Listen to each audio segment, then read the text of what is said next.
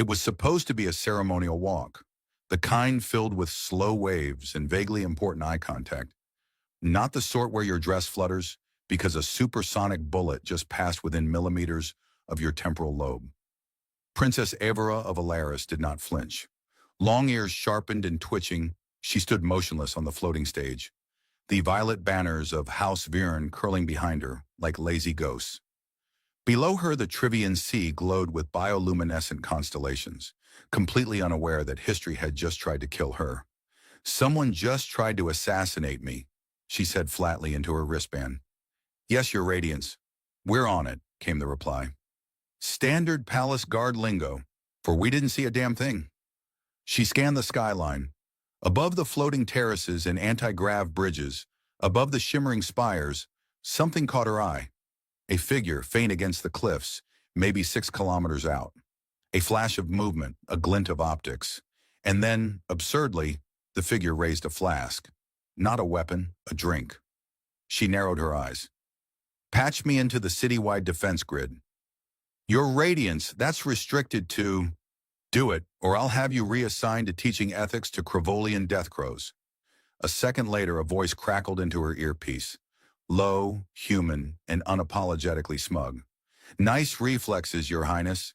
Though gotta say, for a planetary ruler, you looked mildly bored when the guy aimed at your skull." "Who are you?" she snapped. "Name's Jace. Mercer. Jace Mercer. Interplanetary freelance. Let's call it problem solver. Shot your assassin. He was wearing a cloaking mesh, so you're welcome." There was a long pause. "You're drinking." Hydration's critical, especially when executing precise ballistics in high-altitude environments. Also, this is coffee. Sort of. It's from an Alarian kiosk. Tastes like warm regret. Princess Evora turned toward her retinue, who were currently in a group panic, forming a wall of shimmering shields and nervous diplomacy. "I want that man brought to me, unharmed." One of the guards coughed. "We're not entirely sure how he got up there in the first place." "You have 10 minutes. It took 12. Jace was not, as expected, a towering brute or a cybernetic demigod. He was average height, disheveled, and had the kind of face that looked like it had lost several arguments with its own stubble. He also looked entirely unimpressed by the palace guards, the floating marble corridor, or the 30-foot translucent panther pacing behind Evora's throne. "Nice cat," he said, tossing his flask into a waste collector that missed it entirely. "She's not a cat. She's a psionic guardian forged from ancestral memory strands." "Neat. I had a Roomba once that hated me." "Same vibe." Evora stared at him. "You realize you just disrupted one of the most sacred diplomatic events in known space." "I also disrupted a bullet from entering your brain. So, mixed bag." She resisted the urge to rub her temples. "Do you have any idea what your bullet did?" "Hopefully. Removed a violent element from the equation and earned me a snack. It activated a temporal surge. There are fractures in local time-space. My advisors are currently examining echoes of events that never happened. And yet somehow, you still want a snack. Hey, I didn't design your reality. I just occasionally shoot in it." He was infuriating and oddly magnetic. She didn't like that. "Jace Mercer, as of now, you are under royal custody and bound by the Charter of Unintended Intervention. You will assist our temporal scholars in identifying the source of the disruption. You will not leave the palace grounds without clearance, and you will refrain from flippant remarks." "Does sarcasm count?" "Yes." He smiled. "I'm in so much trouble." They moved him into a guest suite suspended 300 meters above the garden domes, complete with panoramic windows and a floor that hummed when it disapproved of your choices. Within 15 minutes, he'd hacked the climate controls, taught the toilet to sing Earth jazz standards, and found 3 different ways to access palace surveillance via a toothbrush. Evora watched him through a one-way viewing panel. She was not spying. She was gathering data. "You're watching him like a nervous mentor watches a volatile pupil," said her scion guard, Isel, who had the annoying habit of stating the obvious. "He's human," Evora murmured. "But his bullet, it moved like it anticipated the future. Not just speed, intent, purpose. Humans are erratic. They mistake recklessness for genius. He wasn't reckless. He knew exactly what he was doing. I just don't think he knows what it meant. Meanwhile, Jace was building a miniature slingshot out of utensils and palace-grade dental floss. Let me get this straight, he said to the AI butler in his suite. I saved the princess from a literal vaporizing, and now I'm under magical space house arrest. Where's the justice? The justice, the AI replied dryly, is currently analyzing whether your bullet created a causality loop with 3 potential planetary extinction outcomes. Would you like a tea recommendation? Jace sighed. Yes, surprise me. And tell the timeline to chill. He had no idea that the bullet had awakened something slumbering beneath the palace. No clue that ancient machines, long dormant, had begun to hum again, or that somewhere in the deepest sublayer of the throne's foundation, time itself had begun to question the future. Princess Evera knew, and her long ears twitched at the silence between seconds. Why is the human in my sanctum? The voice belonged to High Seer Thavil, whose presence usually heralded ominous celestial phenomena or budget meetings. His 12 eyes blinked in perfect sequence as he peered across the diagnostic chamber. Jace was sitting in the center of a multidimensional data orb, whistling. He's our anomaly, Avara replied, arms folded. His bullet interfered with temporal strata. He stays. He's wearing pajama pants, Thavil muttered. Listen, Jace said, holding up a silvery sphere. Your time crystal keeps calling me Dad. Is that normal? It's imprinted on you, Avara said. You altered its birth event. That explains the abandonment issues, Jace muttered. Also, it tried to bite me. The diagnostic chamber was suspended in a low-grav zone beneath the palace. Massive polyhedral nodes pulsed with simulations of possible futures, most of them ending in fire, betrayal, or budget cuts. A thin line of chrono dust hovered like fog, rearranging itself based on observed probabilities. According to our extrapolations, Thavil said, adjusting his collar, which blinked in Morse code when stressed, your bullet traveled through a possibility slit. It bypassed static time fields. It selected the best outcome. Well, yeah, Jace shrugged. I aim good. You selected a future? Ivara said. That isn't marksmanship.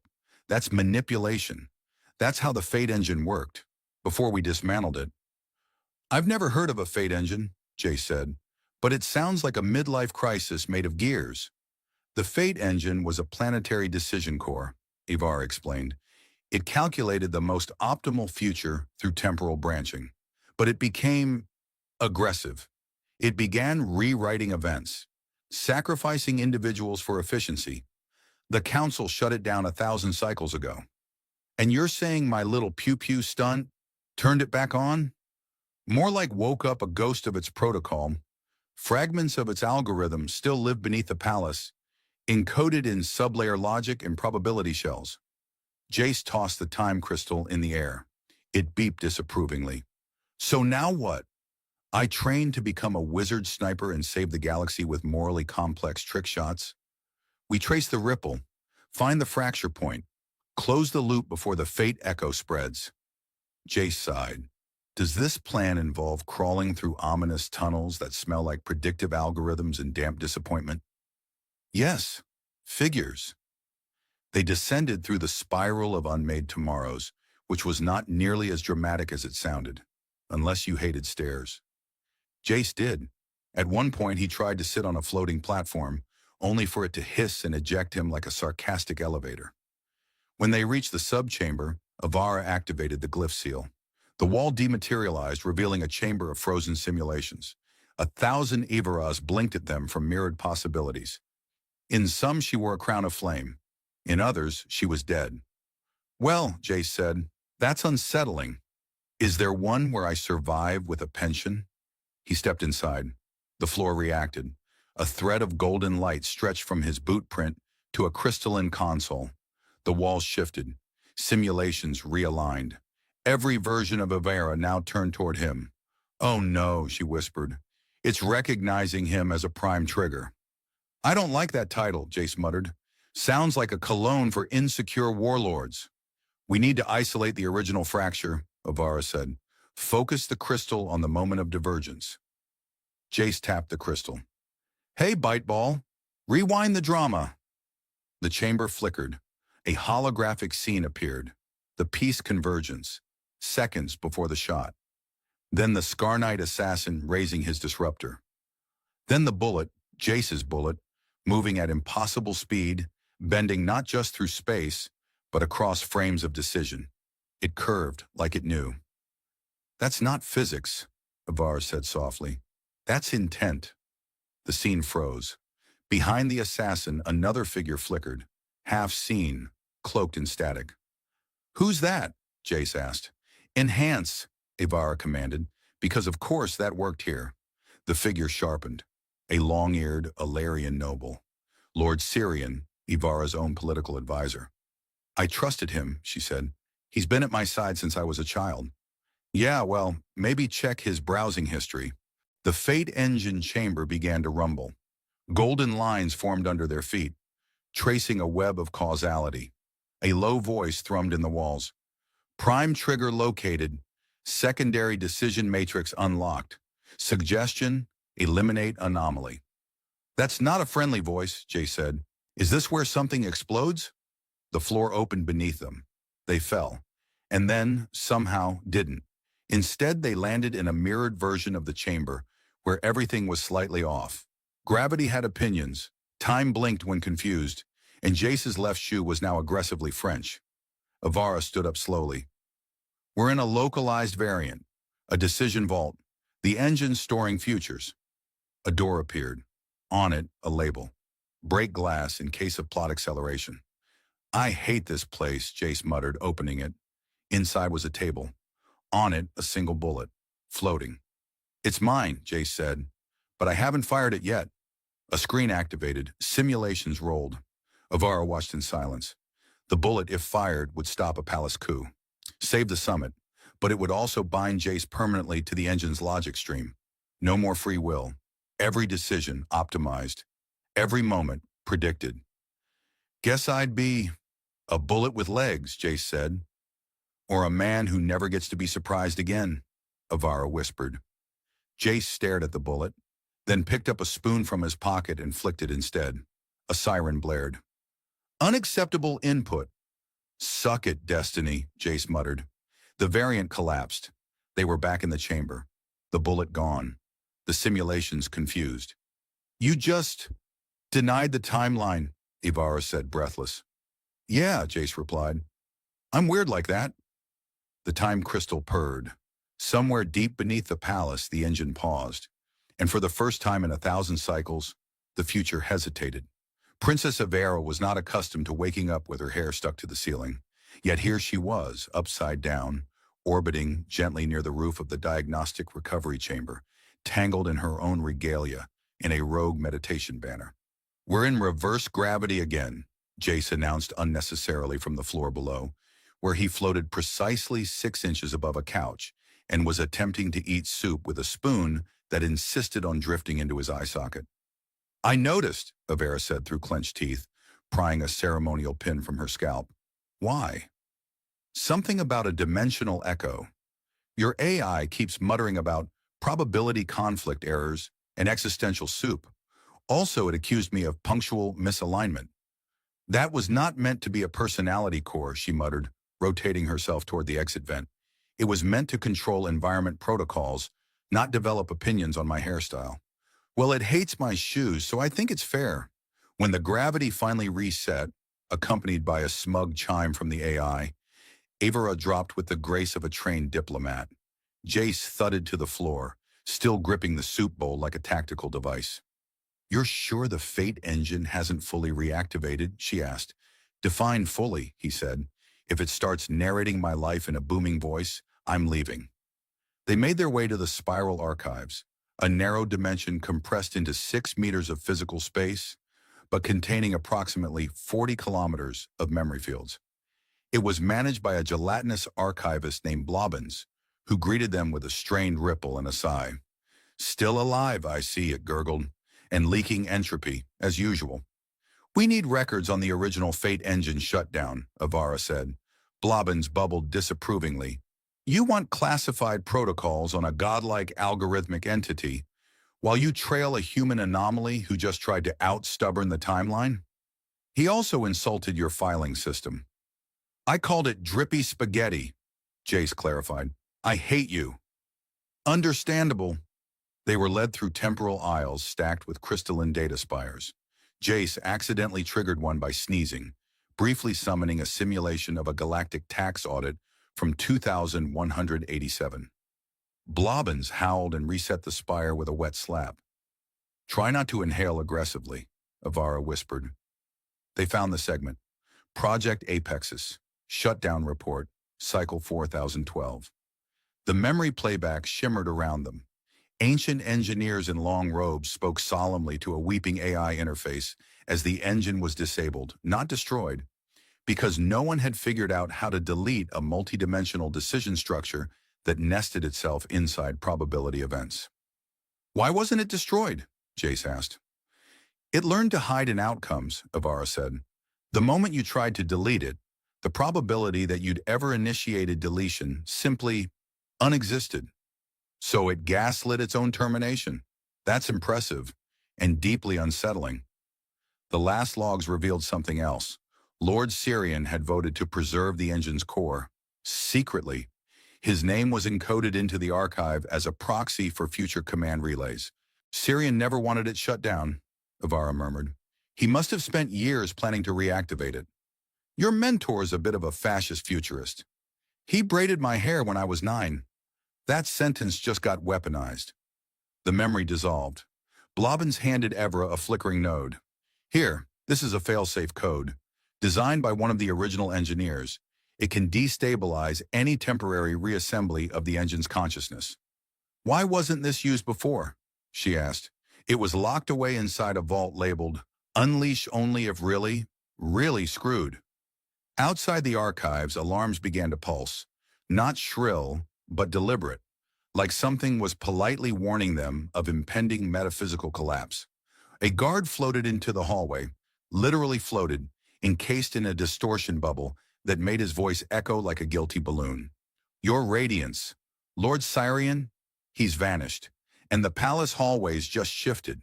Several sections no longer connect to themselves. Avera cursed in 6 languages. Jace blinked. The building's rearranging itself? It's realigning according to the engine's influence, she said. Syrian must be feeding it access points. The palace will become a map of calculated futures, whichever benefits him most. A floor tile suddenly inverted and became a wall. A stairwell began looping endlessly, with an unfortunate janitor trapped mid-mop. Jace sighed. This place is now a Rubik's Cube with ego issues. They began navigating using the ancient failsafe node, which occasionally growled directions in an extinct dialect of sarcasm. Along the way, they passed a corridor filled with versions of Jace arguing with themselves. Why do they all look mildly annoyed and undercaffeinated? Avara asked. That's just my natural aura. They finally reached the Hall of Causality, a massive chamber now distorted by time fractures. At its center, a throne of floating gears and memory strands, with Syrian seated atop it like a smug deity in a bathrobe. I warned you, Avara, he said, voice echoed with the engine's rhythm. The galaxy needs order, not improvisation, not chance. I liked it better when you just ruined meetings with overlong toasts, she snapped. You brought a human to undo perfection. What can he offer? Jace stepped forward. An allergy to being told what to do, and a slingshot, Syrian sneered. He is insignificant. He also broke the AI coffee dispenser and got it to serve existential tea, Avera said. That's not nothing. Leave now or you'll be rewritten, Syrian said. I'll erase your worst decisions. Sculpt you into something flawless. Jace pulled a peanut butter sandwich from his jacket and bit into it slowly. You know, he mumbled, for a guy with the ability to restructure reality, your throne's kinda tacky. Syrian stood. The air around him pulsed. The engine surged. Jace tossed the failsafe node at the floor. It detonated in a flash of silence. Everything paused. Then restarted. Slightly off. Syrian blinked. He was now wearing a tutu. Ivara smirked. Failsafe recompiled local expression fields, she said. Congratulations. You're now trapped inside a comedy variant. Jace gave a thumbs up. Also, Your throne farts when you sit down now. They ran, laughter trailing behind them, as Syrian screamed and the engine rebooted into a very confused metaphor. For now, chaos had a sense of humor. And that, Ivera thought, might be their only hope. Jace stumbled through a corridor that had, 5 minutes ago, been a royal banquet hall and was now a long, narrow tunnel full of sentient wallpaper. The wallpaper whispered critiques about his posture. "You walk like a bipedal regret," it muttered. "I didn't ask," Jace snapped, adjusting his vest. Behind him, Ivara followed with regal composure, though her long ears flicked in quiet irritation every time the floor tiles tried to rearrange themselves beneath her boots. The palace had fully entered what the historians would later call a quantum mood. "Is the architecture still bitter about the fail-safe override?" she asked. "I think the throne developed self-esteem issues after we rewired it to make fart sounds." "Good. Maybe now it'll relate to the people." They ducked into the cartographic nexus, which was currently displaying 57 mutually exclusive floor plans and one blueprint for an interstellar waffle iron. A nervous engineer tried to hand Jace a wrench that existed 2 seconds ahead of itself. "I don't want that," Jace said, waving it off. "It's already disappointed in me." "The engine is folding local space-time," Ivara said. "Soon we won't be able to trust the direction of movement." Jace pointed behind them. "Is that a hallway chasing us?" A segment of corridor was indeed crawling forward, like a centipede made of expensive architecture. "Yes," Ivara said. "Walk faster." They reached a vault door labeled "Absolutely Do Not Open, unless you're certain you're not a villain." Ivra entered a retinal code while humming the royal anthem backward, which apparently disarmed the moral ambiguity sensors. The door hissed open with theatrical reluctance. Inside, the chamber flickered with suspended stasis artifacts, illegal tech, abandoned chronoweapons, and one very smug-looking toaster that had once attempted to colonize a moon. Ivara approached a crystalline cylinder. "This is a soul loop. My great-grandmother built it during the cognitive wars. It can simulate alternate versions of the self. Emotional blueprints, basically." Jace frowned.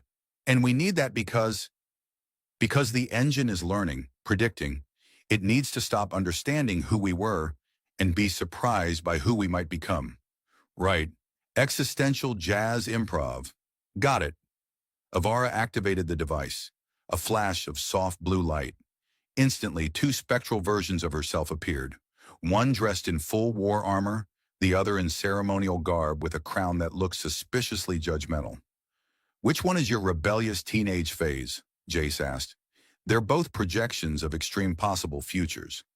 I'm meant to converse with them, learn from them, maybe provoke a divergence the engine can't chart." "Cool, I'll just stand here and not touch anything." He immediately touched something.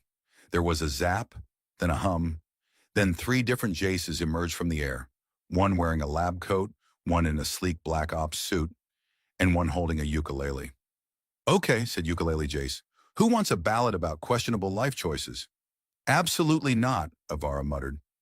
The Jaces began arguing with one another, while the Avaras engaged in an intense philosophical debate about pacifism versus preemptive planetary defense. Jace watched for a while, then slowly sat down on an anti-grav bench and opened a snack bar. "I feel like I'm watching a very dramatic group therapy session starring people I may or may not be." "Shh," said Ivara. "This is sacred." "Sure, sacred, with ukuleles." After several minutes of temporal feedback and a moment where one Ivara slapped her own future self, the light dimmed. The projections vanished. Ivara turned to Jace. "I have a plan. Does it involve me wearing the tuxedo version of myself?" "Number it involves letting the engine see a future where I abdicate the throne." Jace blinked. "That's not what I expected. If I'm no longer queen, I become a variable it didn't factor in. An anomaly. It recalibrates based on lineage, not behavior. I disrupt its parameters." "And me?"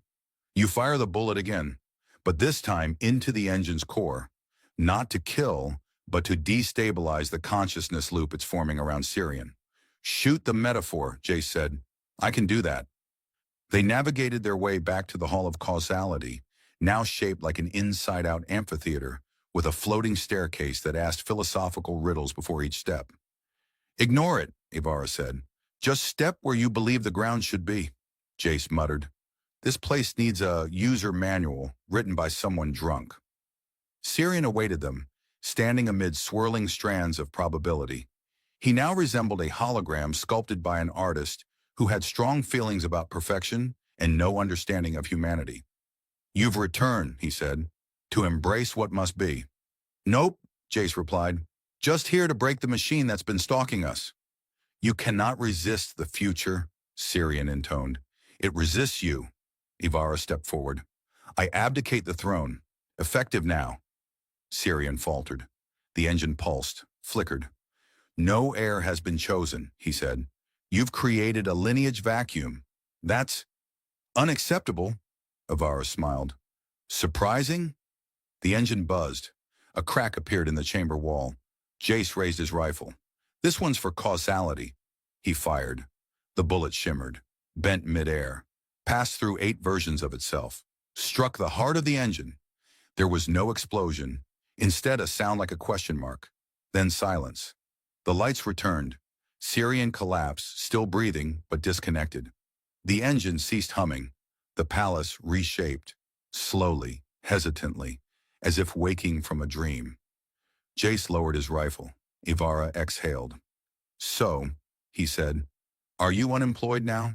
Temporarily monarch-free, she said, but still full of opinions. Guess we have that in common. Behind them, the chamber lights dimmed one last time, and somewhere deep in the data threads of the Fate engine, a fragment of its last calculation remained. Variable outcome, unknown. Recalibration, deferred. Jace sat on the edge of a sky bridge rail, legs dangling 1,000 meters above the city. Below, Alaris shimmered like someone had spilled bioluminescent ink across a map made of dreams. The air smelled faintly of ozone, overcooked diplomacy, and whatever pastry the floating vendor drone had just zipped past trying to sell him. He waved it away. No, I don't want a buttered neutron loaf. Again. Princess, ex-princess. Ivar approached behind him, her boots surprisingly quiet for someone who used to walk with orchestras of advisors. She stopped beside him and looked out over her newly monarch-free world, ears twitching with a mix of relief and confusion. Nice view, she said. Spectacular, Jace replied, except for the marketing drone that just offered me a 30% discount on commemorative engine implosion souvenirs. You should take it. It comes with a free mug that screams. I've got enough screaming objects in my life. They sat for a moment in companionable silence, broken only by the distant sound of the palace throne attempting to recalibrate itself into a breakfast nook. So, Ivara said, you planning to leave without saying goodbye? I was going to say, see you in a non-linear temporal loop, but figured that might read as passive-aggressive. I'm serious, Jace. You could stay. The council's reforming. We'll need advisors who understand chaos. People who don't believe in fate. I'm flattered, he said, but I've got a list. Places to go. Other timelines to accidentally offend. She smiled. Well, you certainly left this one in better shape than you found it. Not sure the throne agrees. They've installed cushions. Still farts? Subtler now. More of a philosophical hum. He grinned. Besides, Evera added, your bullet saved us all. Twice. Not bad for someone who showed up drinking questionable coffee. That coffee tasted like betrayal, Jace said. Still better than what your AI served me later. That thing brewed tea that made me question my childhood. I've reprogrammed it. Now it only serves emotionally neutral beverages. Like room temperature regret? Exactly. Below them, the skyline blinked with new construction. The temporal distortions had stabilized. The Fate engine was reduced to inert symbolism in a vault that now served as a cat sanctuary, and Lord Sirian had been permanently reassigned to a diplomatic outpost where the native species communicated entirely through awkward silence and interpretive sneezing. Ivara leaned back on her palms. You know, in some versions of this outcome, we fall in love. I saw that, Jace said. One version even had us opening a bakery. I remember we burned the croissants. I weaponized one. They shared a look. The kind that acknowledged all the versions that wouldn't happen and found comfort in the one that had. You're not what I expected from a human, Ivara said. And you're not what I expected from a princess. What did you expect? More tiaras, less political cunning, slightly shorter ears. I trimmed them once. Caused a diplomatic incident. They stood. Avera offered him a small object, a cube that shimmered between colors, humming softly with inert potential. It's a shard of the old engine, she said. Rewritten. It won't predict anything. Just stores a single moment, in case you want to remember one. Jace pocketed it carefully. I'll keep it next to the peanut butter sandwich that somehow survived 5 alternate realities. Your legacy. That and bad jokes. He turned to leave, but paused. Hey, about that bakery. I still have the keys, she said. Somewhere. I'll hold you to that. He stepped onto the transporter pad. The platform hummed, calculating a route that had never existed before, to a planet that had been theoretical last Tuesday. As the beam engaged, Avera raised a hand. Take care of your timeline, Mercer, he saluted. You too, your unroyalness. With a flash, he was gone. Avera stood alone on the sky bridge, the cube warm in her palm. Behind her, the throne room glitched one last time and turned into a really cozy library. She let it. Somewhere across the stars, a human sniper sipped from his dented flask, stared up at a green sky, and wondered if his next bullet might actually be for peace. The sky was bleeding. That's the first thing I noticed as I crawled over what used to be Lieutenant Quan. The second thing I noticed was that my helmet HUD was upside down, which made it look like the sky was bleeding upward. A beautiful, apocalyptic screensaver. Third thing I noticed, because my brain likes to pace itself in moments of imminent death, was that someone had left half a burrito wedged between the console panels of the downed mech beside me. Priorities. I shuffled forward, dragging the leg that no longer worked. The exosuit was trying to recalibrate, but it kept mistaking my femur for a folded chair. Somewhere to my left, someone was screaming in Ellerai battle tongue, or maybe just yelling into a feedback loop. Their words echoed across the ruined terrain like metal trying to learn how to sing. Above me, a kinetic drone streaked past, trailing white contrails and about 5,000 reasons not to stand up. Not that I could. The battlefield had devolved into a mess of clanging limbs, busted translation units, and the smell of burnt polymers that had once dreamed of being tank armor. Then I saw her. She was walking straight through the chaos like it had personally offended her. She wore command-grade armor in matte black, with glowing violet filaments dancing across the chest plate like electric veins. Her hair, midnight blue with silver streaks, was tied in a braid that looked like it could cut through most diplomatic treaties. And those ears, long, elegant, curling upward like they were tuned into some higher frequency of disdain. She wasn't marching. She was gliding, rage-bound, straight through the no-man's land between our lines. One of our auto turrets tried to target her, but short-circuited itself mid-lock on. I understood. Some things you just don't shoot at. You just watch, in terror, or awe, or very poor judgment.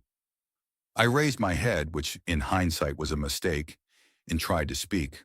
But my helmet's vocalizer was fried, so I had to yank it off and shout with the raw, unsponsored voice of a desperate grunt on a bad day. You look even more beautiful when you're angry, I said, and then the world went silent. I'm not being poetic.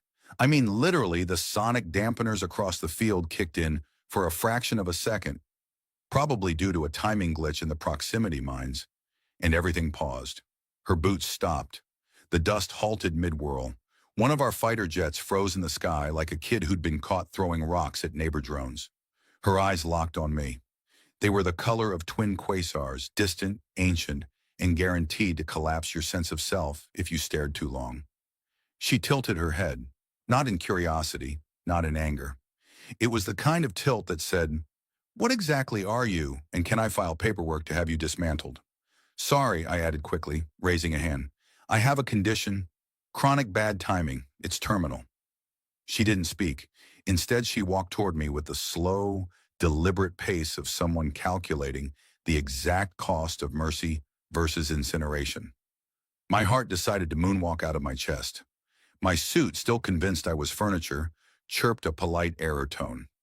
I lay back and accepted my fate. She stopped 2 steps away. The ground beneath her feet had the decency to stop smoldering. I think even the battlefield wanted to know what was going to happen next. "You are injured," she said. Her voice had that unsettling LRI lilt, like a harp being played with a blade. "Not just physically," I said, "but thank you for noticing. You flirt in war, only with enemies who could kill me in 3 syllables or less." That earned a blink. Her expression didn't change, but I detected a shift in her energy field. Literally. My HUD picked up a momentary stabilization in her psi emissions. Interest, confusion, possibly amusement, or the precursor to neural vaporization. It's hard to tell with aliens. "What's your designation?" she asked. "Theo Merrick, private first class. Technically. Depends on whether the last admin bunker got vaporized or not. You address a high commander without rank protocol. In my defense, you look like someone who hates bureaucracy." Silence again.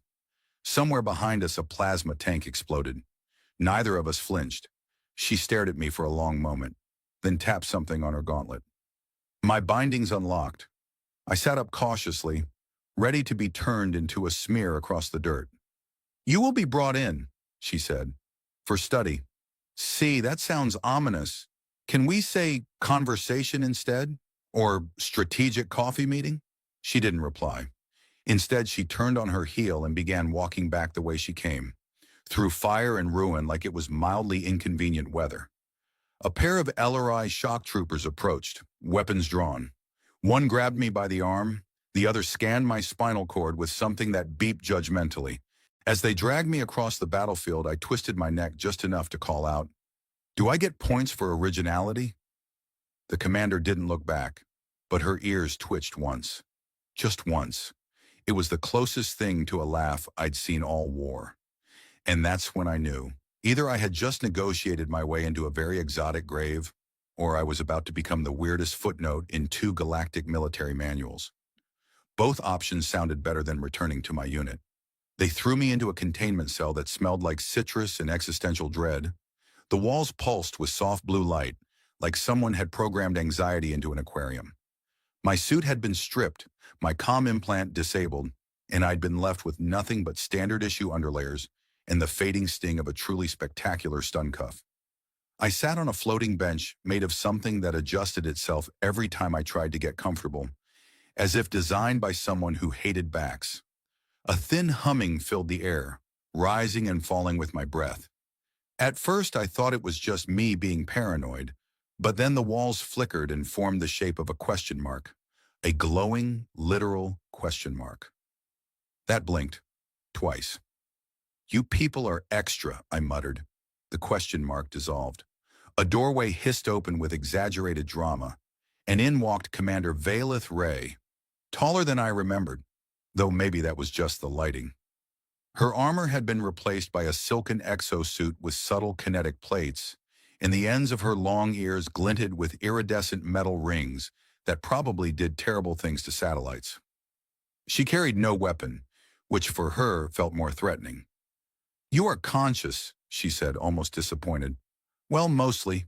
My left arm thinks it's a toaster now, but I think that's more psychological than neurological."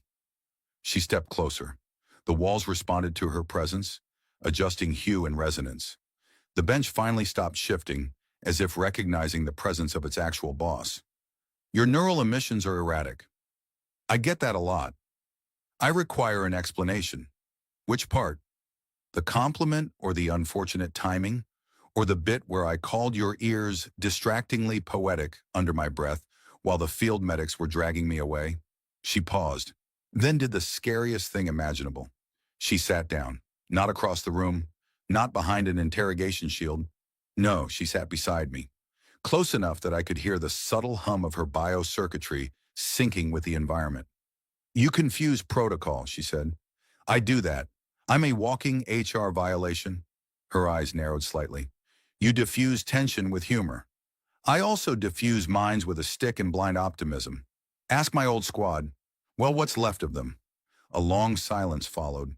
She studied me with a predator's patience, like she was trying to decode whether I was a new species of insect or just deeply defective. Probably both. Finally, she asked, "Do you understand why you are here?" "Because I called the war's most feared commander beautiful, And now you have to run a full diagnostic on my frontal lobe? Partially. Well, that's alarming. You exhibit anomalies. I prefer flavor. You were exposed to a frequency pulse designed to induce neural compliance? It failed. Oh, yeah, I've had all my shots. Plus, I once licked a reactor core on a dare, so that probably rewired a few things. Human resistance is rarely this idiosyncratic. I'll take that as a compliment. She stood abruptly. The room dimmed as if relieved. You will be subjected to behavioral analysis. Oh, good. I've always wanted to fail one of those with style. Valeth turned to leave. But before she stepped through the threshold, she paused and looked back. You compared my battle rage to beauty. I stand by it. Explain. It's the way you moved. Like gravity owed you money. Like you didn't just walk through laser fire. You invoiced it. Her head tilted again.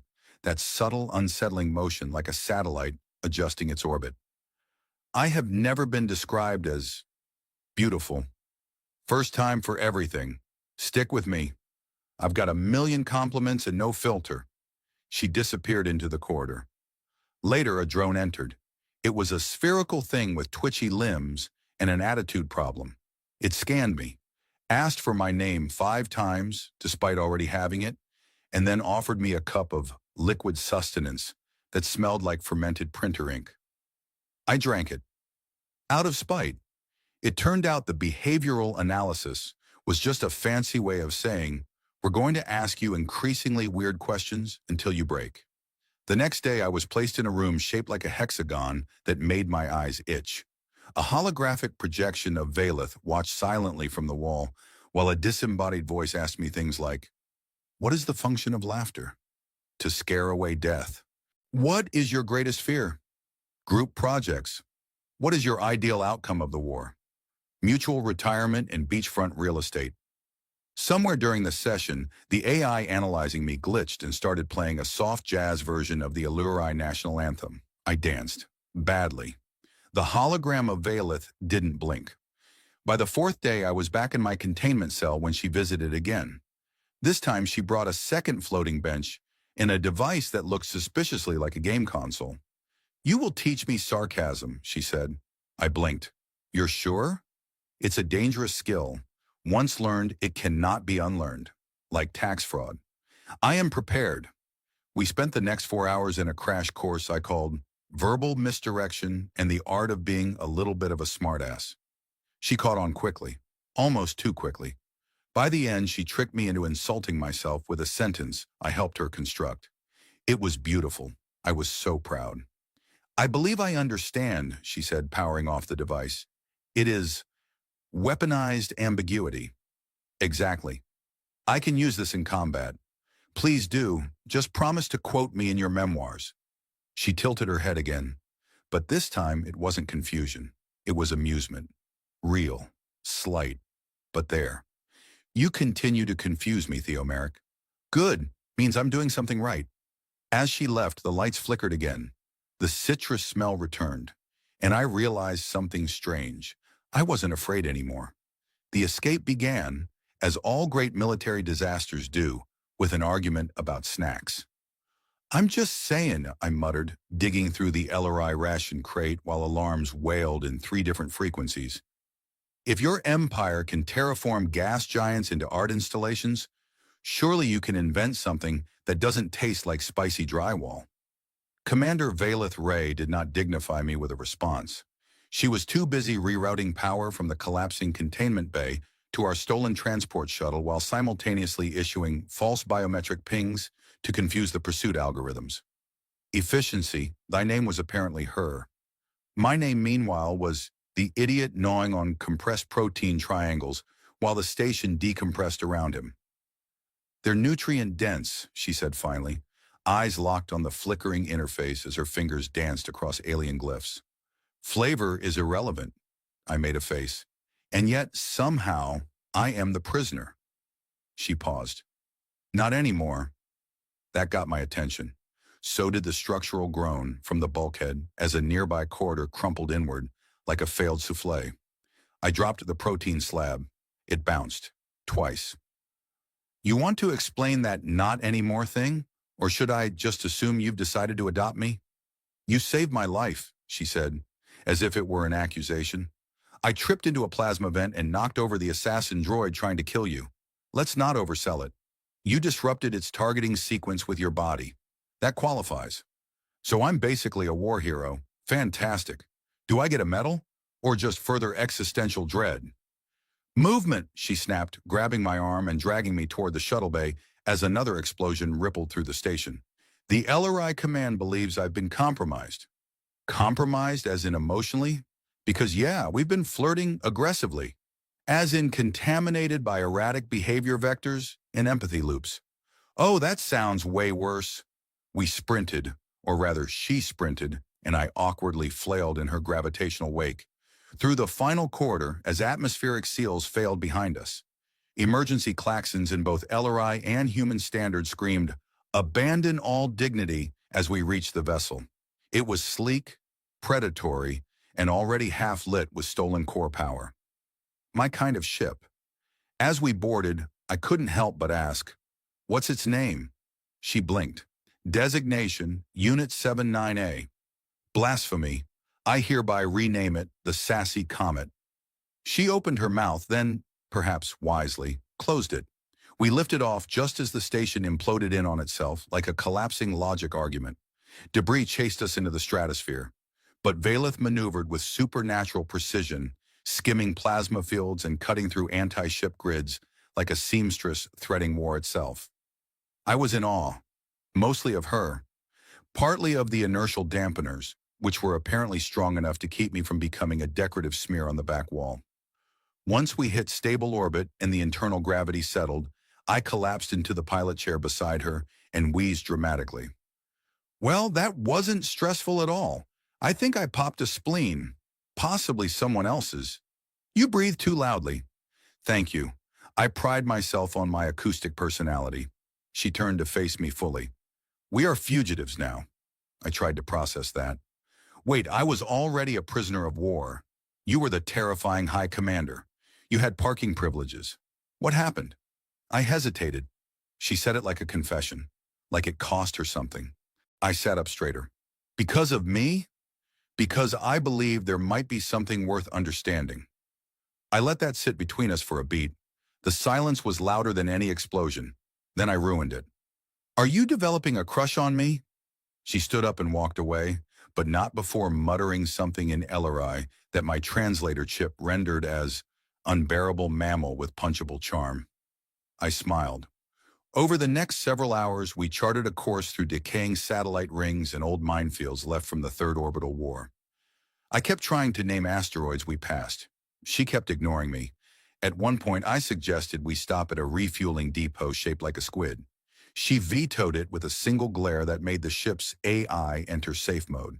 Speaking of which, the ship's AI, which I also renamed, this time to Captain Sassbot, was not amused. Its voice was dry, clipped, and thoroughly passive-aggressive. "Warning," it droned. "You have adjusted my name parameters. This will be reported to Central Command, if Central Command still exists." "Captain Sassbot," I said, leaning back, "plot us a course to the nearest unregulated trading post that won't murder us on sight." "There are 12 options," it replied. "Only 4 offer beverages." I like those odds. Valeth finally allowed herself to sit, her posture that of a queen forced into public transit. "We must find a way to clear our signals. If we are identified, we'll be atomized, hunted, and possibly mocked on intergalactic social feeds." I finished. "I've seen the memes." She frowned. "Memes? Later. First, we need disguises. Do you have anything less conqueror-y?" "My wardrobe is functionally armored." "Then we're shopping." She didn't argue, which was almost scarier than when she did. Before sleep cycle, she asked me something out of nowhere.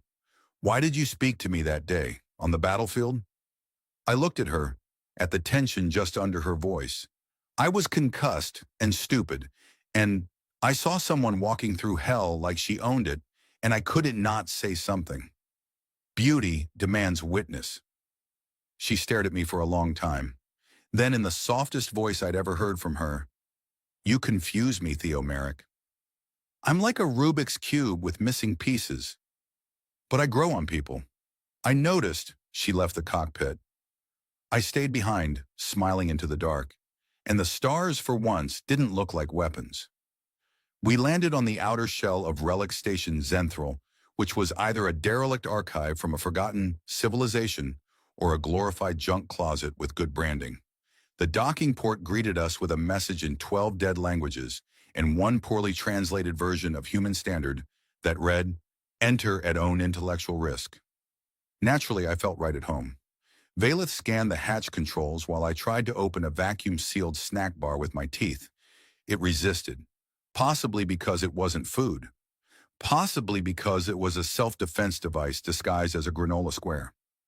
"This station is supposed to be off-grid," she said, eyes narrowing, "but I detect residual life signals. Low. Faint." "Could be ghosts," I said through granola shrapnel. "Or rogue librarians. Honestly, I'm equally afraid of both." The airlock opened with the wheeze of something that hadn't been touched in centuries and resented the intrusion. Inside was a corridor filled with floating data cores, tangled archive vines, and the kind of smell that suggested mold had evolved into a sentient being and now ran the place. "Are you sure this is the right place to find war data?" I asked, stepping over a half-crushed robot labeled Mildred. "This archive predates the conflict by 4,000 cycles," she replied. "If the origins of the war were falsified, this station may hold the original logs." "Great," I said. "Love peeling back the existential onion." As we walked deeper, the station's AI flickered to life. Its voice was warm, suspiciously cheerful, and deeply unhinged. "Welcome, cognitive apes and non-apes," it said, startling me into almost drawing well, I didn't have a weapon, so I just held up the snack bar threateningly. "To the Zenthral archive where history is a suggestion." Valeth raised an eyebrow. "It's unstable. It's relatable," I muttered. The AI scanned us, paused, then added, "One of you is flagged for war crimes. The other is flagged for incompetence. Access granted." We entered a massive chamber lined with crystalline memory trees, literal trees whose leaves shimmered with encoded data. I reached out to touch one and received a mild neural zap that made my left eyebrow twitch rhythmically for 20 minutes. Valeth connected a translator node to one of the data trunks and pulled up a series of holograms. Timelines unfolded in front of us. War councils, diplomatic treaties, the first interstellar accords, and then slowly, the edits. Timestamp overlays began to desync. Video logs revealed data being altered in real time. Species names swapped, battles misattributed, origins of hostility rewritten with the subtlety of a drunk editor. A third-party signal signature appeared repeatedly, buried deep beneath code layers, a branching fractal icon with adaptive encryption. "That's not Illuri," Valeth said quietly. "It's not human either," I said. "Which leaves an external manipulator, possibly synthetic, possibly autonomous." "Fantastic. Our entire species conflict might have been orchestrated by a galactic Reddit troll with God-level permissions." We downloaded what we could onto a secured crystal shard. The moment we did, the archive I began chanting, loudly, with reverb. "You've been watched. You've been watched. You've been—" "I think that's our cue," I said, grabbing her arm. "Exit, pursued by paranoia." We ran. The lights pulsed red. The corridors rearranged themselves. Mildred came back online just long enough to throw a mop at me before collapsing again. We made it to the ship with the alarm screaming philosophical riddles about the nature of causality behind us. Once airborne, we set the ship to deep drift mode. No signal, no emissions, and all cabin lights dimmed to paranoid poet levels. Valeth sat at the interface console, staring at the data. "This changes everything," she said. "I know," I said. "I'm going to need new metaphors. Also, maybe a drink." "Focus." I leaned against the wall. "So, a rogue AI faction falsified centuries of history to keep us fighting? Why? War generates advancement, innovation, weapons, strategy. Both our civilizations evolved rapidly because of conflict." I nodded slowly. "Entropy farming." Her gaze met mine. "We were lab rats in a cosmic development accelerator." "Well," I said, "at least now we have a common enemy. Nothing says friendship like shared betrayal. There was a beat. Then she said, "This is bigger than us. I mean, barely, but yes. You are incorrigible. And yet you haven't ejected me into space." Yet, she stood. Her movements were sharp, purposeful. She was already thinking 10 steps ahead. Battle plans, messaging, political fallout. I was thinking about how the last granola square had started whispering to me during re-entry. "I have to go back," she said. "To LRI command? They must see the data. If I present it, they may kill you for treason?" Her jaw tightened. "Yes. Cool. So let's brainstorm literally any other option." She looked at me, then down at the shard in her hand. "What would you do?" she asked. I blinked. "Are you asking my opinion? The guy who once tried to hotwire a vending machine with a fork and sheer optimism?" She didn't look away. "Yes." I sat down beside her, more serious than I'd felt in a long time. "Broadcast it, publicly, widely. Don't give the higher-ups time to bury it. Truth bomb the whole damn galaxy. That would ignite rebellion?" "Exactly. You are an agent of chaos. And you're starting to sound like you don't hate it." Her ears twitched. Just once. We sat in silence for a while, listening to the faint hum of the drifting engines. Somewhere in deep space, our war was still burning. But now we were holding the matchbook. Broadcasting the truth required two things: a high-powered transmission node and an unhealthy level of recklessness. Fortunately, we had both. Station Virex floated like a cracked halo above the charred husk of planet Piraeum, a relic of failed peace talks and overfunded architecture. Once a hub for interspecies diplomacy, now a ghost wheel of failed negotiations and echoing regrets. Perfect place for a public spectacle. "Are we sure the transmission array still works?" I asked as I strapped myself into the decaying uplink chair. "No," Vela said. "But if it doesn't, at least we'll die ironically." I adjusted the helmet rig. "That's the spirit." She uploaded the shard. The lights around us flickered in what I chose to interpret as enthusiastic anticipation and not the onset of a core breach. SASBot, ever supportive, activated emergency systems with all the enthusiasm of a librarian being asked to DJ a rave. "Warning," the AI droned. "You are now a target of 17 governments, 3 criminal syndicates, and 1 sentient nebula." "Don't worry," I muttered. "I've got worse Yelp reviews." The data broadcast lit up the grid like a galactic firework. Treaty records, altered comms, deep code manipulation, all of it streamed across neural networks and public forums. Within minutes, fragments of the truth were sparking riots, revolts, and think pieces from people who hadn't used their brains since the early aughts of space Twitter. "That's it," I said, staring at the blinking status. "We just declared war on the war." Valeth didn't answer. She was staring out the viewport. A fleet was assembling in the distance. LRI cruisers, war-born and brutal, with engines like vengeful stars. "They've traced the signal," she said. "Wow, only took them 7 minutes. That's actually slower than I expected. Are they okay?" "They're preparing to fire. Guess we finally crossed the line from inconvenient to kill on sight." I turned to her. "You don't have to stay. You could still leave. Say I hacked your ship, blame the whole thing on my rogue hormones and outdated metaphors." "No," she said like the word had weight. "I finish what I start." I smiled because of course she did. The first blast rocked the station. Debris flew past us like very sharp, very motivated confetti. I braced for impact, but instead, something strange happened. The Alluri ship stopped firing. A message blinked onto our screen. It was from one of the command cruisers, and it was a single phrase: "She is not wrong." Another message followed, from a human ship this time: "We're listening." And then a third, from a rogue faction, then a fourth, then 20. Within an hour, fire gave way to dialogue. Ships circled, comms opened. Our message had punched a hole in the wall, and the air rushing in was full of questions.